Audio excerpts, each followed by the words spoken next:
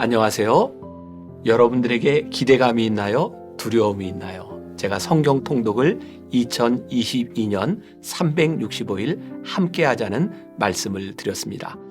무엇보다 여러분들에게 좀 도전이 되었으면 좋겠습니다. 여러분들이 도전할 수 있도록 저도 함께 읽어가는 그 어려움을 같이 하려고 창세기부터 제가 직접 읽어 내려가고 여러분들과 함께 합니다.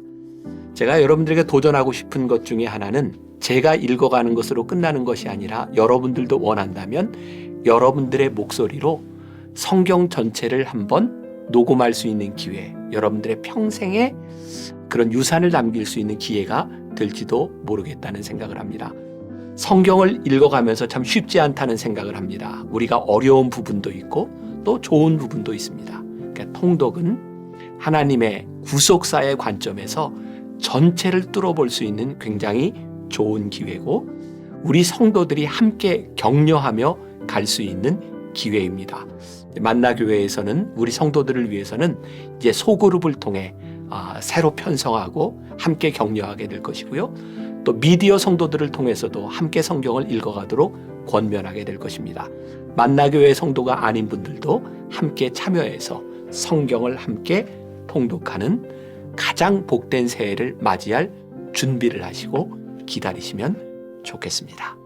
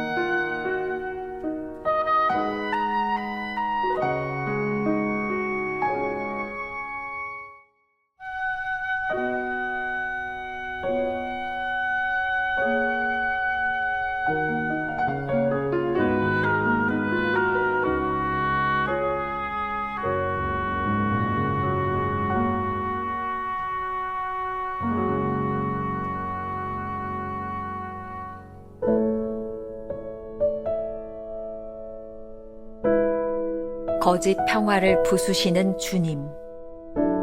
내가 세상에 화평을 주러 온 줄로 생각하지 말라. 화평이 아니요 검을 주러 왔노라. 마태복음 10장 34절. 당신으로 하여금 하나님은 엄하신 분이라고 결론짓게 하는 그러한 경우들에 대해 동정심을 갖지 마십시오. 하나님은 우리의 생각 이상으로 온유한 분이시며 종종 우리로 주님의 온유하심을 알게 하기 위해 우리를 비참하게 만들기도 하십니다. 만일 사람이 하나님께 나아가지 못한다면 이는 그 사람의 마음속에 포기하기를 거절하는 비밀스러운 것이 있기 때문입니다. 저는 제가 잘못한 것을 인정합니다. 그러나 그것만은 포기할 수 없습니다. 바로 이러한 경우에 대해 동정심을 가지면 안 됩니다. 대신 그 사람 마음속 깊은 곳에 있는 복음을 대항하고 싫어하는 뿌리를 볼 수 있어야 합니다. 사람들은 하나님의 축복을 원하지만 그들의 뿌리까지 변화를 요구하는 복음에 대해 견디지 못합니다. 만일 하나님께서 주의 방식으로 당신을 대하셨다면 주의 종으로서의 당신의 메시지는 사람의 마음 뿌리 깊은 곳까지 무자비하게 찌르는 역사를 나타낼 것입니다. 그렇지 않으면 참된 치유가 있을 수 없습니다. 따라서 복음을 증거할 때 듣는 사람으로 하여금 어떤 곳으로 피할 수 없이 그 메시지를 적용할 수밖에 없도록 하십시오. 그들이 어디에 서 있는지를 알려줌으로 시작하여 무엇이 부족하고 그들의 삶에 대한 예수 그리스도의 표준이 무엇인지를 깨닫게 해야 합니다. 이때 그들은 우리는 절대 그렇게 온전한 사람이 될 수 없습니다. 라고 말할 것입니다. 그러면 당신은 예수님은 당신들이 그러한 완전한 사람이 되어야 한다고 말씀하십니다. 라고 대답해야 합니다. 어떻게 그렇게 될 수 있습니까? 당신은 그렇게 될 수 없지요. 그러나 성령을 받으시면 가능합니다. 당신의 메시지가 쓸모가 있으려면 그 전에 그들이 복음의 필요성을 깨달아야 합니다. 지금도 많은 사람들은 이 세상에서 하나님 없이도 행복하다고 착각합니다. 내가 이렇게 행복하고 양심적으로 사는데 왜 그리스도가 필요하다는 말입니까? 그러나 이들이 누리는 행복과 평화는 잘못된 길에서 누리는 것입니다. 예수님께서는 이러한 거짓 평화를 부수기 위해 검을 들고 이 세상에 오셨습니다. 오직 참된 평화는 하나님과 인격적 관계를 맺을 때에만 가능합니다.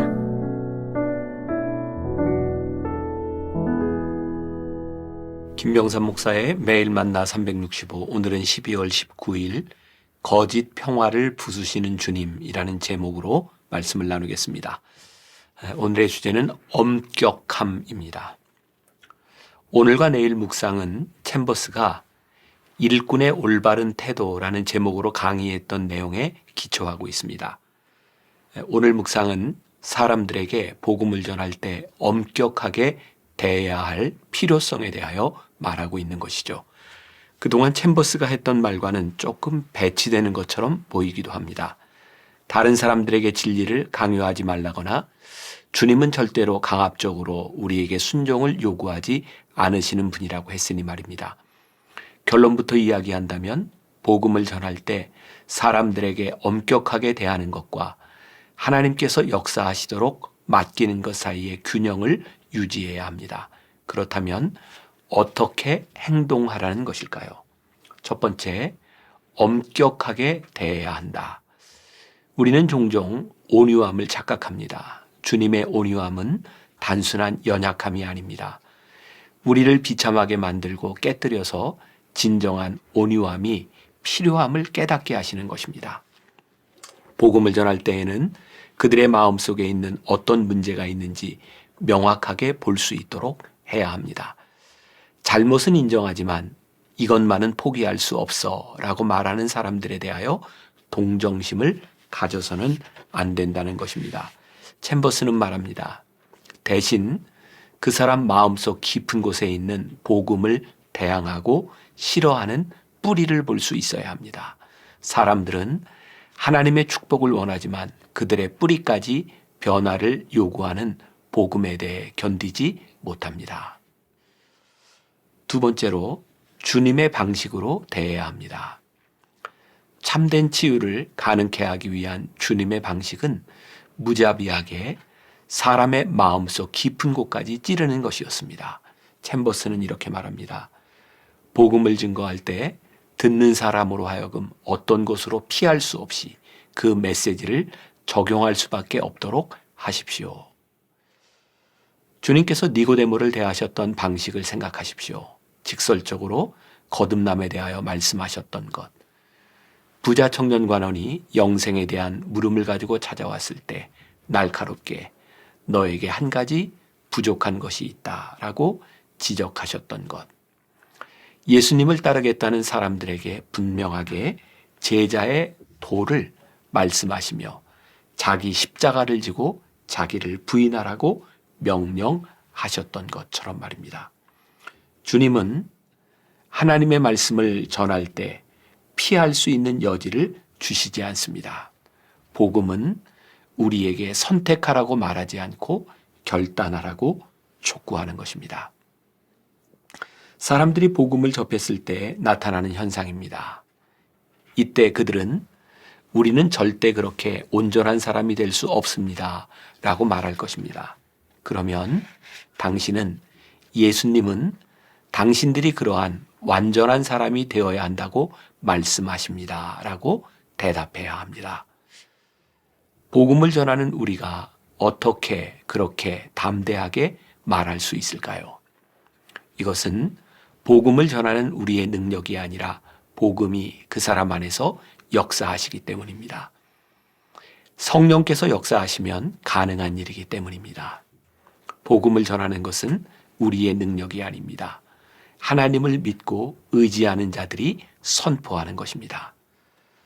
오스왈드 챔버스의 제자도에서 복음을 전하는 설교자의 태도에 대하여 아주 분명하게 이렇게 말하고 있습니다. 설교자는 예수 그리스도의 대표자로 사람들 중에 있다는 사실을 기억하라. 설교자의 의무는 회중에게 정죄감을 느끼게 하는 것도 아니며 그들이 얼마나 악한 존재인지를 깨닫게 하는 것도 아니다. 설교자는 단지 그들을 하나님 앞에 서도록 인도하는 것이다. 그러면 그들은 자연스럽게 하나님을 믿게 될 것이다. 그 누구도 진리를 들은 후에 전과 같을 수는 없다. 진리에 관심이 없다거나 모든 걸 다 잊은 것처럼 말할 수도 있지만 어느 순간 진리가 그의 의식에서 떠오르며 마음의 평화를 깨뜨릴 것이다.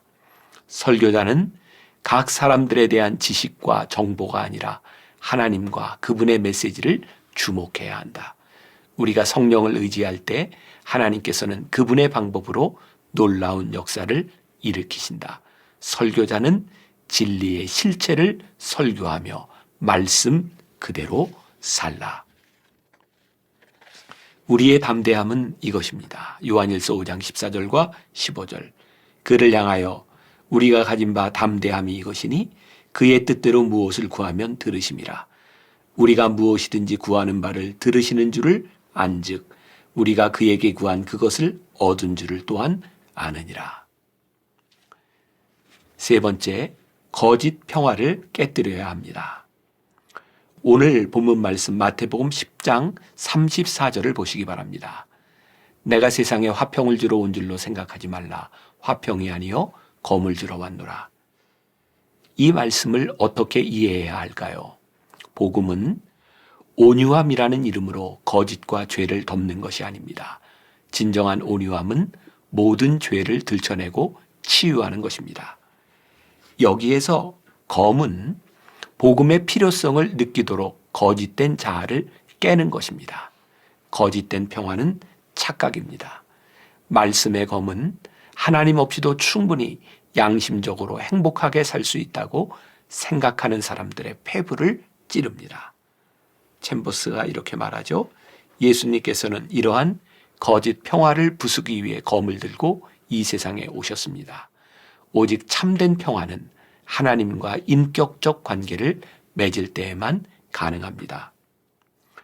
챔버스가 가장 많이 강조하는 말 중에 하나는 인격적 관계입니다. 관계에는 시간이 필요합니다. 진정한 관계를 맺기 위해서는 깨어지는 시간들이 필요합니다. 그리고 그 아픔의 시간을 통해 서로를 알아갑니다. 거짓 평화는 껍데기를 깨지 않고 그럴싸하게 자신을 포장하는 것입니다. 진정한 관계는 아프지만 회개라는 내적 싸움과 치료의 과정을 지나야 하는 것입니다. 아프지만 자신의 내면을 보면서 인정하고 싶지 않은 약점들을 인정하는 것입니다. 그때 용서와 화해라는 과정을 통해 새로운 평화에 이르게 됩니다. 우리가 기억해야 될 한 줄 노트. 회개의 고통을 통과하지 않고는 새로운 평화에 들어설 수 없습니다. 오늘 하루 이런 질문을 가지고 살아봅시다. 말씀의 검이 당신의 가슴을 깊이 찌르고 그로 인해 애통하며 회개한 경험이 있습니까? 참된 평화는 아픈 회개와 어려운 화해의 과정을 지나서 찾아옵니다. 기도하겠습니다. 오늘 챔버스의 묵상을 통해 우리들에게 엄격하게 말씀하시고 지시하시는 성령님의 음성을 듣습니다. 우리가 하나님과 올바른 관계를 맺는 것은 그럴싸한 포장, 그럴싸한 온유함이 아니라 완전히 깨어지는 말씀의 검을 통하여 처절하게 회개하고 바뀌어지는 과정을 통해서 온다는 것을 배우게 하셨습니다. 오늘 우리들이 하나님 앞에 설 때에 때로 아프고 힘들지만 적나라한 우리의 모습 가운데 하나님의 말씀의 검 앞에 서게 하여 주옵시고 애통하는 우리를 통하여 새롭게 관계 맺기를 원하시는 하나님의 마음을 깨달아 알 수 있게 하여 주옵소서. 오늘 하루 깨어지는 아픔 가운데서 새로운 창조의 기쁨과 평화를 맛보기를 소원하며 예수님의 이름으로 기도합니다. 아멘.